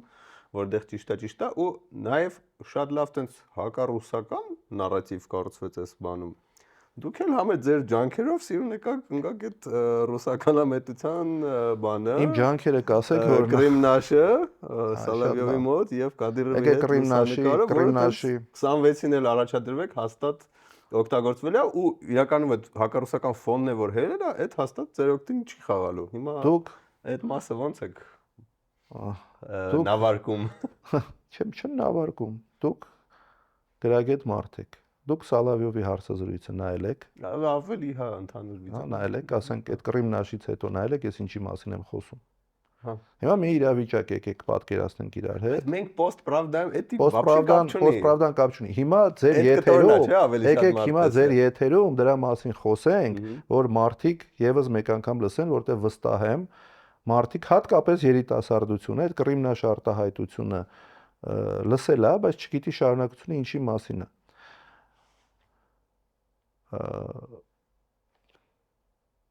Սալավյովի եթերն է, ուղիղ եթեր։ Սալավյովը կարծում եմ պետք չի ներկայացնել, որ Կրեմլի գլխավոր ռոպագանդիստներից մարդ նստած է այդտեղ։ Իրանց Պետրոսը։ Չէ, Սալավյովը։ Լավ, օքեյ։ Եվ հարցնում է, Կրիմ չէ։ Ուրեմն պատասխանը ինքը այդ հարցը տվել է մի նպատակով։ Ես այդ ժամանակ պատիվ ունեմ դաշինքի առաջի համարն եմ, այսինքն քաղաքական հայտ է ներկայացված իշխանության գալու։ Հարց է հնչում, Կրիմ չէ։ Այստեղ երկու պատասխան կա։ Կրիմ ռոսիյսկի или Կրիմ ուկրաինսկի։ Ուրիշ պատասխան չկա։ Հիմա, եթե ես ասում եմ Կրիմ ռոսիյսկի, դա ճիշտ չի։ Ասում եմ Կրիմ ուկրաինսկի, էլի ճիշտ չի։ Ես չգիտեմ տեղյակ եք թե չէ կամ ով է տեղյակ, ես երիտասարդ տարիներում կավեն եմ խաղացել։ Ու հիշում եմ այն հայտնի տեքստը Կրիմ չէ, Կրիմնաշ։ Ու իրան պատասխանում եմ այդ տրամաբանության մեջ, որից հետո բացվածք եմ տալիս։ Ասում եմ ինչի հիմա Կրիմի հարցը։ Մենք ունենք Արցախի հարց։ Այնտեղ ապրում են հայեր դարերով։ Այսօր ունենք անկախ Արցախ։ Հայ բնակչությունը Արցախում ռեֆերենդումի միջոցով կամ արտահայտվել է, ասել է, որ մենք ուզում ենք լինենք անկախ պետություն կամ միանանք Հայաստանին։ Եթե մենք չընդունենք այդ իրողությունը, մենք ասենք, որ արցախցիների ռեֆերենդումը ճիշտ էր, Կրիմի ապրող ժողովրդինը սխալ էր, այսինքն մենք չենք կարա, չէ՞, ասենք, որ Արցախը հայկական է։ Ես այդ կոնտեքստում եմ խոսացել։ Հիմա կտրել են այս մի հատվածը ու սկսել են տարածել։ Բայց նորից եմ կրկնում։ Բայց աշխատել է։ Թե ինչով է աշխատել։ Լավ, Կրիմնաշ ասելով։ Հիմա դուք մարդ եք, ես ձեզ հարց եմ տալիս։ Օրինակ, որ կա ինչ-որ դժգոհություն կամ քննադատություն Կրիմնաշ բառակապակցության մեջ։ Դա ի՞նչ է, ինչն է դրա վատը։ Հələ մի հատ ասեք, ես լսեմ, ինչ շատ հետաքրքիր է։ Ես եմ ձեզ հարց տալիս։ Դրա վատը այն է, որ դուք ընկալվում եք որպես ռուսական արժեքները եւ հետեւաբար իրանց հետ աշխատող, այն Կրեմլի ագենտ, այն որ ես էլ եմ ինչ որ չոփով էլի, բարձվում անտած։ Դե սրանց նարատիվները ինչ է, բոլորը ով իրանց դեմ է, Կրեմլի ագենտ է։ Բայց այդ ովքեր են այդ նարատիվները գեներացնում։ Այն մարդիկ, որոնք հավաքական արևմուտքից ամեն ամիս աշխատավարձ է ստանում։ Նարեկ անունով բան էդի կոդ է, բոլոր նարեկները ագենտ են, լսել եք այս բանը։ Որպես ԱԱՑ նախին տնօրեն երկի կամ։ Իսկ Կադիրովը, լավ, Կադիրովի այդ պատմությունն էլ ոնց է։ Կադիրովի պատմությունը եկեք եւս մեկ անգամ պատմեմ, մի անգամ պատմել եմ, եւս մեկ անգամ պատմեմ։ Մենք ունենք Լարսի անցակետ, որը տարվա կեսը փակ է։ Որտեվ եղանակային պայմաններ է, նեղ ճանապարհներ է, վատ ճանապարհ է։ Եվ մտածում էինք, թե ինչ պետք է անել, որպեսզի այդ Լարսի հարցը լուծվի։ Ինչի Լարսի հարցը լուծվի, որտեվ մեր տնտեսության, հատկապես գյուղատնտեսական ապրանքների մոտ 90%-ը վաճառվում է Ռուսաստանի Դաշնությունում։ Իսկ գյուղատնտեսական ոլորտում ներգրաված անձանց թիվը Հայաստանում 650-ից 700,000 մարդ է։ Հիմա այդ մարդկանց խնդիրը պետք է լուծվեր Լարսի անցակետի հետ կապված։ Կա մի հատ ճանապարհ, կոչվում է Իտում Կալե Շատիլի։ Դա Վրաստանի մի հատվածը, այն Պանկիսկի ու Շելյան որ կա, այդ հատվածով, որը կպնում է Ռուսաստանին, Չեչնիային։ Քարտեզը վերցրել ենք, նայել ենք, հասկացել ենք, որ այդպես ճանապարհ կա, մարդ ենք ուղարկել այդ ճանապարհով, գնացել տեսել, որ գրունտային վատ փոքր ճանապարհ է, ու հասկացել եմ, որ միգուցե հնարավոր է մի անցակետ եւս սարքել այդ հատվածում, գնացել եմ հանդիպել եմ Վրաստանի իմ գործընկերների հետ, այդ առաջարկը արել եմ, իրենք ասել են, որ դա ընդունելի առաջարկ կարող է լինել, բայց մենք Ռուսաստանի հետ հարաբերություններ չունենք եւ նրանց հետ չենք բանակցելու։ Հետևաբար դուք եք իրենց։ Ես գնացել եմ Ռուսաստան, քանի որ այդ ռեգիոնի ղեկավարը Ռամզան Կադիրովն է, հանդիպել եմ այդ մարդու հետ եւ ասել եմ, որ եթե վրացիները այս կողմից ճանապարհ կառուցեն, դուք էլ այս կողմից կառուցեք, հնարավոր է այդ ծրագիրը անել։ Շատ ոգևորվել է, ասել է այո կանեմ, ու ճանապարհը այդ հատվածում, ռուսական հատվածում, Չեչնիայի հատվածում, այդ ճանապարհը սարքած պատրաստ է, մնացել է արել է։ Այո, մնացել է ընդամենը 1 կիլոմետր ասֆալտապատում, որ վրացիներն էլ անեն, դա դառնա։ Վրացիները չեն արել այս պահին։ Իրանք հիմա Լարսն են ավելի լայնացնում, չգիտեմ ինչ են, բայց դա ծրագիր էր, որը պետք է արվեր։ Այո, այդ ընթացքում Չեչնիայի ղեկավարի հետ ձևավորվել են ընկերական հարաբերություններ, որը կան մինչ օրս։ Եվ դրա վատը ո՞րն է, ես ուզում եմ հասկանամ։ Ի՞նչն է դրա վատը։ Ռուսաստանի Դաշնության մի տարածքի ղեկավար, պետական պաշտոնյա։ Ի՞նչն է դրա անհասկանալին։ Դիրքավորման հարց է։ Դիրքավորման հարց է, ես հիմա նորից եմ կրկնում, ովքեր են դա այդ նարատիվները առաջ տանում։ Մարդիկ, որոնք հավաքական արևմուտքի կողմից ֆինանսավորվող տարբեր ֆոնդերից աշխատավարձներ են ստանում մինչ օրս, երբ որ Ամերիկայի նախագահան Տրամպը արդեն ուղիղ վերակենում հայտարարում է, որ SSS ընկերությունները ուրիշ գործերով են զբաղված եղել, հիմա Տրամպն էլ է ռուսական ագենտ։ Այդ լրիվ լուրջ։ Դե հարց է տալիս։ Ախր դա էս չի, չէ՞։ Կամ հիմա որ խոսում են, գոռում են, գոչում են, բայց գնում են Ռուսաստան, մայիսի 9-ին գնում է թուրքի կեպկեն գլխին դրած։ Ու նստում է իր շատ ճակերտների մեջ չսիրած Լուկաշենկոյի կողքը։ Այդ որ իշխանություններն են մեղադրում, հա, այդ մեղադրանքները նաև իշխանական թևից է, չէ՞, որ ես ռուսական ազդեցության գործակալ եմ ճակերտների մեջ։ Դե տենց ասելով, հա, բայց հիմա ինքն էլ նույն Նիկոլ Փաշինյանը էլի եթերով, ուղիղ եթերով հանցագործության մասին հաղորդում է տվել։ Ասել է, ես Արշակ Կարապետյանին նշանակել եմ պաշտպանության նախարար ռուսական կողմի միջնորդությամբ եւ պահանջով։ Okay։ Ու դա նորմալ է։ Հա, մեկը կարա ինձ ասի, տենց բան ո՞նց է լինում։ Հայաստանի Հանրապետության պաշտպանության նախարար նշանակում ես կարևոր չի Ռուսաստանի, Վրաստանի, Իրանի, Ամերիկայի, թե Ֆրանսիայի պահանջով։ Դա նորմալ է։ Հիմա ով է գործակալ։ Ախր չի կարելի, չէ՞, տենց մերկապարանոց հայտարարություններ անել ու այդ նարատիվները տարածել ժողովրդի մեջ։ Ինչի համար։ Ժողովուրդն էլ այդ փոքր են TikTok-ները դե բանա, չէ՞, իմ ասած տպ։ Դե կարող է դուք բավականաչափ բարձր չեք դրա մասին բանանում։ Խոսես։ Հեսա խոսեցի ձեր եթերում։ Օրինակ ձեր Կադիրովի պատմությունը օրինակ առաջի անգամ է։ Բայց ես խոսել եմ դրա մասին։ Հիմա ձեր եթերը շատ կարևոր լսարան է իմ համար, որովհետև ես կարծում եմ ձեր լսարանը մի քիչ տարբերվող լսարան է, այն հիմնական քաղաքական չտեսնված լսարան։ Հա, ես հենց այդ եմ ասում, տարբերվող է, այսինքն իրանք երևի թե շատ հետաքրքրված չեն քաղաքականությամբ, կարող է իրանք չեն խորանում այդ թեզերի մեջ, այդ բաների մեջ։ Հա, հիմա այդ էլի առիթ է եւս մեկ անգամ բարձրաձայնելու եւ դրա մասին խոսելու։ Եթե մտածում եք ինչ նայել այս գարնանային երեկոներով, ապա ասեմ, մեր Tech Startup սերիալի բոլոր 8 սերիաները ողջ առաջին սեզոնը արդեն հասանելի են Wink Online կինոթատրոնում։ Որակյալ եւ շատ ուրախ սերիալ Tech Startup այտիշնիկների մասն է։ Այստեղ մի հատ այդ բոլոր մարդկանց մի բան էլ է հետաքրքրում։ Իշխանությունը պիտակավորվում է դրսի ուժերի ազդեցության գործակալ նաև, որպես իրանք անում են քայլ առ քայլ իրականացնում են տենց կոնսպիրոլոգիական, տենց դրսի ուժերի ոչ չայնապաստ ծրագիր։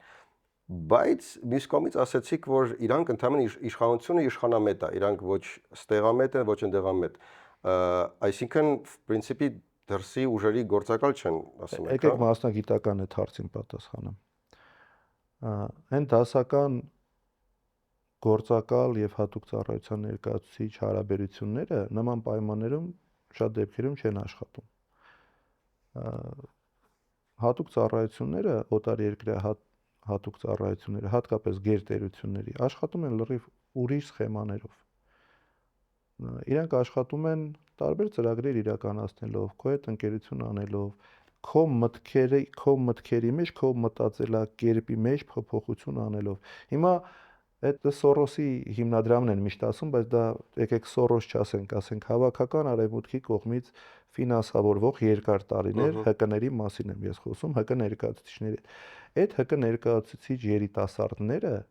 շատ դեպքերում իրանք չեն էլ հասկանում, որ իրանք հակապետական, հակահայկական բաներ են անում, որովհետև իրանք այդ միջավայրում են դաստիարակվել, այդ մտքերն են գեներացրել եւ հիմա իրանք երբ ստացել են իշխանություն, իշխանական լծակներին տիրացել են եւ կարողանում են ազդել իշխանության որոշումների վրա, իրանք իրանց կարծիքով անում են լավ բան, որտեվ իրանք տենց են մտածում, իրանք ուրիշ մտածելակերպ չունեն։ Հենց դրանք են կոչվում ազդեցության գործակալներ։ Ազդեցության գործակալը ոչ մեկ չի կանչում մի հատ սև կոստյումով մարդ մութ սենյակում ասում նա թուղթ գրի, որ մեր հետ համագործակցում ես։ Այդ իրավիճակն է տենց ստեղծվում։ Չգիտեմ, Այսինքն չես տիպում իր հավատամքին, օրժեքներին դեմ բանալի, մոտավորապես տեսեք, տանում են ինչ-որ տեղեր, ֆորումներ են անցկացնում, ամառային ճամբարներ են անցկացնում, ստեղ ծրագրեր են, գրանտեր են իրականացնում տարբեր եւ մարդկանց հավաքագրում են։ Այս մարդիկ չեն էլ իմանում, որ իրանք հավաքագրված են։ Իրանք չեն էլ պատկերացնում, որ հավաքագրված են։ Այդ ՀԿ-ների ներկայացուցիչները երբ եկել են, մտել են իշխանություն, այդ ժամանակ այս խնդրեմը առաջացել է, որտեվ իրենք սկսել են ազդել իշխանության որոշումների վրա, պետական որոշումների կայացման վրա։ Ինչ պետք է անի պետությունը, մյուս հարցը։ Ապագայում պետությունը պետք է անի հետևյալը։ Պետությունը պետք է այդ գրանտերը տա այդ հասարակական կազմակերպություններին եւ քաղաքասարակության ներկայացուցիչներին, բայց պետությունը այնքան ուժեղ պետք է լինի, որ որևէ կերպ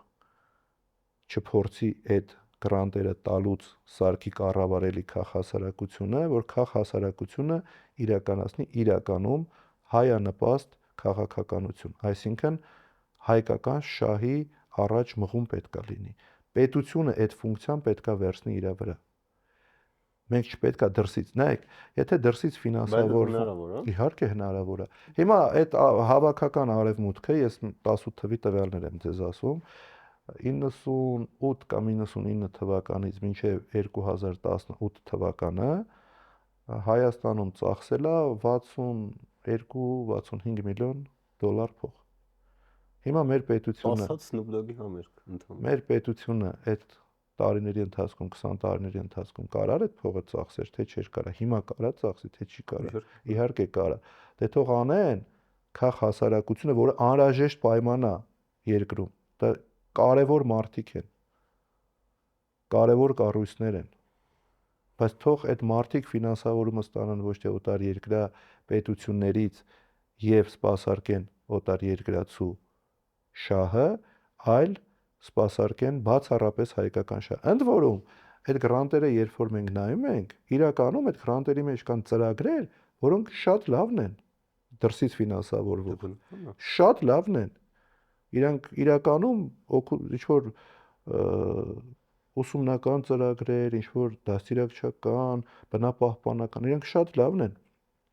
Բայց այդ լավի մեջ փոքր կտորներով մտնում է նաև այն անհրաժեշտ պահանջները, որը պետքա լինի։ Դրա համար պետությունը պետքա զբաղվի քաղաքասարակության ֆինանսավորմամբ, բայց դրա հետ մեկտեղ այնքան ուժեղ լինի պետությունը կամք դրսևորի, որ հասկանա, որ որևէ կերպ պետքա ազդեցություն չունենա այդ Դեպի պրակտիկայի վրա որը դա փորձ է Ռուսաստանում, Ռուսաստանում, Ամերիկայի Միացյալ Նահանգներում։ Այնտեղ պրոստը այնքան բարդ է, որ օտարերկրյա ազդեցություն ունի։ Հա, բարդ, օրինակ Ռուսաստանը կամ Չինաստանը չի կարա օտարերկրյա ազդեցություն ունենա Ամերիկայի վրա։ Կամ ուղղակիորեն չի կարա մասնակցել, բացի պետք է ուրեմն այդ ֆարայով գրանցվի, որպես օտարերկրյա։ Բա եկեք մենք էլ ստեղ անենք նույնը։ Եկեք նույն օրենքը։ Այն մոտ այտենց լավ չի ստացվի։ Եկեք նույն օրենքը հայլային վերցնենք բերենք Հայաստան։ Դե նույնը չենք կարա, նույնը վրացի կարեցի։ Դե նենց չավարտվեց դա, որ ասենք։ Բայց շատ լավ ավարտվեց։ Վրաստանը փրկվեց։ Մոտավորապես կեսը տենց չի կարծում Վրաստանի։ Ես համաձայն չեմ ձեր հետ 5 օր առաջ եմ Վրաստանից եկել 30 հոգի Եվրոպայի դրոշները ձեռքը վազում էին, մայիսի 9-ն էր։ Իսկ տասնյակ հազարավոր մարդիկ այն Բիսմերտնի պոլկը, որ կա, այդ նկարներով Վրաստանի փողոցներով քայլում են եւ անում են երթ։ Բայց թղթի վրա ոնց որ իրանք էին տենց հակառուսական, մենք բարեկամ երկրներ։ Ես մի հարց իրանք հակառուսական չեն վրացիները։ Հա, ես վրացիները պրո-վրացական են։ Իրանք բացարձակ պաշտպանում են իրենց երկիրը եւ նախանձելի է դա։ 2008 թվականին ամենայն թեժ պերիոդը մտնում էր իրենց խանութներ, ավելի շատ ռուսական ապրանքներ կար, քան մեր ցանկացած խանութ։ Ես մի հատ վրացի հանդիպեցի, հարց տվեցի, տաքսու վարորդ, մեքենայով նստել գնում եմ, ասի, իսկ ինչ եք մտածում ես իրավիճակի մասին, ասեց, «Зачем мне виза без Грузии? Мне виза не нужна»։ Որտեվ իրանք ինչ են ասում այդ պրոեվրոպական ուժերը Վրաստանի, ասում են առանց վիզա կգնաք Եվրոպա, վիզաները չի լինի, այս չի լինի, այն չի լինի, սրանք էլ ասում են առանց Վրաստանի ինձ վիզա պետք չի, ես Եվրոպա ոչ գնացել եմ, ոչ էլ ուզում եմ գնամ։ Դե ճիշտ է, որտեղ այնտեղ այդպես ցիկլ է ալնում, էստոնացին գնում է Ֆինլանդիայում աշխատում շաբաթ հետ է գալիս, ֆինը գնում է բանում Ֆրանսիացին Շվեյցարիայում, Շվեդիայում է աշխատում, շվեդն էլ երազում է Նորվեգիայում աշխատի, որտեղ ամենամեծ աշխատավարձերը այնտեղ են։ Իմ հարցը էլի 19 թվականի ձեր հրաժարականը 19 թվականին էր։ Հա, այնտեղ sense ակնկալիք կար, որ անդադ ասում եք, որ էլի փակագծեր կան, որ sense բան ա եղել, հիմա չեմ կարող ասեմ, բայց sense անդադ ակնկալիք կար, որ հեսա մի հատ էլ նես մի հատ բան կասեք, որ sense դե վсё էլի ամեն ինչ կփլվի, բայց ոնց որ մի քիչ չարթարացավ էլ։ Ես երբեք չեմ ասել, որ այնպես բան կա, որ ասեմ կփլվի, ես նման բան չեմ ասել։ Ուղղակի չեք ասել, բայց ես խոսել եմ ամեն ինչի մասին։ Ես Նիկոլ Փաշինյանի հետ ունեցել եմ մի հակասություն։ Դա եղել է իր արտաքին վարած արտաքին քաղաքականությունը, որը ես ասել եմ բերելու է Արցախի կորստի։ Ես ուրիշ հակասություն իր հետ չեմ ունեցել։ Իմ համար Արցախի կորուստը դա ամենամեծ ցավն է, անկեղծ, ամենամեծ ցավն է, որը ես իմ կյանքում ունեցել եմ։ Եվ ես դրա մասին խոսել եմ։ Ես հարցազրույցներ եմ տվել, ասել եմ, որ այս քաղաքականության արդյունքը բերելու է պատերազմին մենք պատրաստ չենք, որտեվ նոր սերնդի պատերազմ է լինելու, այդ անօթաչու մենք պատերազմը պարտվել ենք, որտեվ այդ անօթաչու թռչող սարքերը, բայրակթարները առաջի անգամ տենց մեծ ծավալով կիրառվել են Արցախյան 44 օրյա պատերազմի ժամանակ։ Մենք պատրաստ չենք եղել դրան դիմակայելու, բայց այդ տեղեկատվությունը, որ Թուրքիան ունի եւ Ադրբեջանը գնել է այդ անօթաչու թռչող սարքերը, մենք ստացել ենք, ունեցել ենք եւ փորձել ենք դրա դեմ միջոցներ իհարկե զեկուցվել։ Սենց պետք է պատրաստ։ Իհարկե զեկուցվել։ Դե դա չի ստացվում, են ռուսերեն պրիստուպներ, խալատներ, որ ասում են։ Դե բա ստացվում է, բա հենց այդ եմ ասում։ Ես դրա մասին խոսել եմ։ Ես ասել եմ բազմիցս, բայց ինչ էին այն ժամանակ ասում։ Վանեցյանը ուզում է վարչապետ դառնա, ու ոչ մեկ չէր հավատում, որ Արցախում այդպես իրավիճակ ալելու։ Որտեվ այդ Ոչ ավելի մեկ։ հեշտ հասկանալի Իմ հայրս 44 օրյա պատերազմի ընթացքում ես Արցախում եմ գտնվել։ Երբ որ հնարավորություն էր լինում տուն խոսելու, ասում էր, դե ոնց է վիճակները, ինչա, դե չի ասում, որ այն ինչ որ կա, ասում էի, դե տենց ոչ լավ, ոչ վատ, տենց փորձում էի հանգստացնել։ Ինձ ասում էր, ինչ ես խոսում, հենա արծրունը ասում է, հեսա մտնում ենք Բաքու, գնում ենք ես գրավում ենք, իմ հայրս։ Ուրիշ մարդ չէ։ Պատերազմը պարտվել ենք ցավոք սրտի, նոյեմբերի 9-ի խայտառակ փաստաթուղթը ստորագրել ենք։ Մինչ այդ ասում եմ մենք պարտվել ենք, բայց մենք հաղթել, ոնց էր ասում, մենք մեզ պարտված չենք զգում։ Ու այդ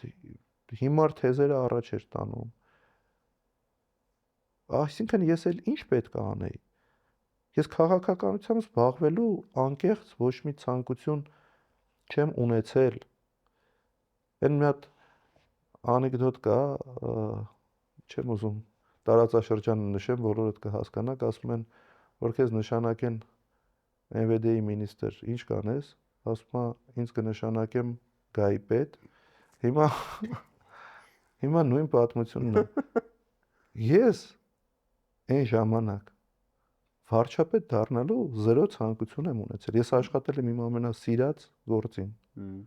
Իմ համար ամենակարևոր գործին, իմ համար ամենակարևորագույն հիմնարկում։ Ես խի պետքա թողեի այդ ամեն ինչը,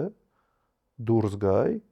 ու մտնեի այս ամեն ինչի մեջ, ինչի մեջ մտել եմ։ Այդքան հալածվեի, այդքան ձերբակալվեի, 12 եւ ավել քրեական գործերով մեղադրյալ լինեի։ Իդեպ բոլորը կարճվել են, վերջինը մի քանի օր առաջ կարճվեց։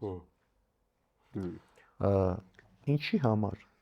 Իսկ ԱԱՑ-ն չունի տենց ֆունկցիա, որ տեսնում է երկրի թեկուզ եւ ընտրված վարչապետը ակնհայտ սխալ բաներ անում, ձերբակալի։ 19 թվականի սեպտեմբեր ամսին, երբ որ օրինակ նույն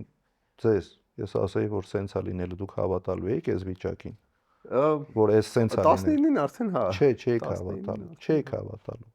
չէիք հավատալու։ Վստահեցնում եմ, ոչ մեկը չէր հավատալու։ Արցախի 44 օրյա պատերազմից հետո ստեղծված իրավիճակում ինձ երբ որ ասում էին հնարավոր է ազատագրել Շուշին եւ Հադրութ, ասում էի, այո, դիվանագիտական ճանապարհով նաեւ հնարավոր է, բայց եկեք հələ եղածը պահենք, նոր մտածենք ինչ որ մի բան ազատագրելու մասին, ինձ ասում էին, ինչ ես խոսում, էդի վсё, էդի հավերժ հայկական է։ Այդ թվում իշխանություններն էին դա ասում եւ հղում էին անում նոյեմբերի 9-ի փաստաթղթին։ Okay, քանի որ հիմա ամենամոտ հնարավորությունը կարծես մյուս տարվա ընտրություններն է, մի քիչ խոսացինք դրա մասին, բայց այնպես ամփոփիչ ասեք հիմա նախապատրաստական աշխատանքներ, քննարկումներ, այդ որ ասում եք նաև ոնց պետքա ստեղծվի, հա, իհայտ գա լիդերը կամ տեխնացուն պետքա ինչ-որ ելույթներ, բանավեճեր եւ այլն։ Հիմա ինչ-որ process գնում է, շփվում եք մարդկանց հետ, այս կողմի, այն կողմի հետ, ինչ-որ ընդհանուր հայտարար, չգիտեմ, ընդհանուր խաղի կանոններ, ինչ-որ գնում է մի բան, որ մենք չենք տեսնում։ Ես հայտարարել եմ, որ Հայրենիք կուսակցությունը 26 թվականի ընտրություններին մասնակցելու է եւ մասնակցելու է միայնակ, առանց դաշինքների։ Հա, այդ ի սկզբանե ես դա հիմա ֆիքսում եմ։ Արդյոք 21 թվականի փորձը ի նպաստ դրա է խոսում։ 26 թվականի ընտրություններին մենք կուսակցությունով ունենք որոշում միայնակ մասնակցելու։ Ինչի միայնակ։ Որովհետև մենք արդեն ես կարծում եմ բավականաչափ փորձ ունենք, գիտելիքներ ունենք։ Երբ որ 20 թվականին կուսակցությունը ես եւ իմ ընկերները ստեղծեցինք, ձևավորեցինք եւ սկսեցինք զբաղվել քաղաքականությամբ, այդ ժամանակ մենք փորձ չունեինք, համակարգ չունեինք, գիտելիքներ չունեինք։ Դրա համար էլ որոշակի բացթողումներ են եղել, սխալներ են եղել։ Բայց այս տարիների ընթացքում թե մեր կողմնակիցների, մեր կուսակիցների քանակը շատ շատացել է։ Այսօր մեծ հոսք կա դեպի կուսակցություն։ Իդեպ որը իմ համար սկզբում շատ զարմանալի էր, որովհետև որևէ տենց չելենջ չէին կարել, որ եկեք ընդդառեք կուսակցական, մարդիկ իրանց ոտքով գալիս էին կուսակցություն, մինչ օրս գալիս են եւ դառնում են կուսակցության անդամներ։ Էդ է հենց ստիպել ինձ, որ ես նոր ասեցի, որ Հայաստանի 62 խոշորացված համայնքներում մենք գրասենյակներ ենք հիմնում, կեսից մի քիչ պակասում արդեն հիմնած է եւ այդ գործընթացը շարունակական է, շարունակվում է։ Մարդկանց հետ շփումները, երիտասարդների հետ կապված բազմաթիվ ծրագրեր ենք անում։ Ծրագրերից մեկը, որը հենց հիմա անում են, կոչվում է Ճանաչիր հայրենիքդ, յուրաքանչյուր շաբաթ կամ 10 օրը մեկ մի երիտասարդների խումբ, որը որևէ կապ չունի մեր կուսակցության հետ, երիտասարդներ հավաքվում են, գալիս են, նստում են ավտոբուս, գնում են Հայաստանի տարբեր վայրեր, պատմական վայրեր, հուշարձաններ եւ մեր ընկերները պատմում են այդ տարածքների մասին։ Այդ ծրագիրը, այդ արշավա խումբը առաջնորդում է եւ ղեկավարում է Երևանագիտության ֆակուլտետի ամբիոնի վարիչ դոկտոր պրոֆեսոր Վարդան Ոսկանյանը, ով նաեւ մեր կուսակցական ընկերն է, եւ ինքը այդ երիտասարդների հետ աշխատում է եւս մեր կուսակցական ընկեր Խաչիկ Գալստյանը, քաղաքագիտության դոկտոր պրոֆեսոր, որը այդ երիտասարդների հետ գնում են եւ ցույց են տալիս մեր հայրենիքի տարբեր պատմական վայրեր։ Շատ մեծ ակտիվություն կա այդ առումով։ Մարզերում, մասնավորապես նոր էլի մինչև ձեր եթեր գալը խոսեցի մեր Վանաձորի գրասենյակի ղեկավարի հետ, որը իդեպ ամենաերիտասարդներից է եւ երիտասարդների հետ աշխատանքին շատ մեծ ուշադրություն է դարձնում, էլի մեծ ծրագրեր կա Գյումրին նույնը եւ 26 թվի ընտրություններին, էլի եմ ասում, մենք պետքա բոլորս պատրաստենք, բայց չբացառենք ինչ որ մի իրավիճակում բոլոր ընդդիմադիր հայացքներ ունեցող մարդիկ, բոլոր ընդդիմադիր ուժերը, եթե լինի ինչ որ մի տրիգեր, հավաքվենք իրար հետ եւ սրանց փորձենք քշենք, բայց եթե չլինի, չստացվի, արդյոք ճիշտ է գնալ 26 թվին անպատրաստ, թե պատրաստված։ Ես կարծում եմ պետքա գնալ պատրաստված, որ հետո 26 թվի ընտրություններից հետո Աստված չանի, էլի լինենք նույն վիճակում եւ գամ նստեմ ստեղ, դուք ինձ հարց տաք, ասեք, բա ինչի պատրաստված չէիք։ Եկեք պատրաստված գնանք, ժողովուրդ։ Եկեք բոլորս, էլի եմ ասում, եթե տրիգերը լինի փողոցային պայքարի եւ ինչ որ մի բան լինի, բոլոր ընդդիմադիր հայացքներ ունեցող մարդիկ, անկախ նրանից քաղաքական գործիչ ես դու կուսակցության նախագահ, թե ուղղակի սովորական հայ մարդ, որը ցավում է իր երկրի համար, դուրս են գալու փողոց եւ սրանց քշելու են։ Եթե դա լինի, մենք բոլորս միանշանակ դրան մասնակցել ենք, բայց դրա հետ մեկտեղ եկեք գնանք պատրաստված այդ ընտրություններին։ Okay, շնորհակալություն ժամանակի համար։ Մեր հյուր Արտուր Վանեցյանն էր, բաժանորդագրվեք ալիքին, բաց մի թողեք ոչ մի թողարկում, կհանդիպենք։ Ստեսուն ձեզ, շնորհակալություն։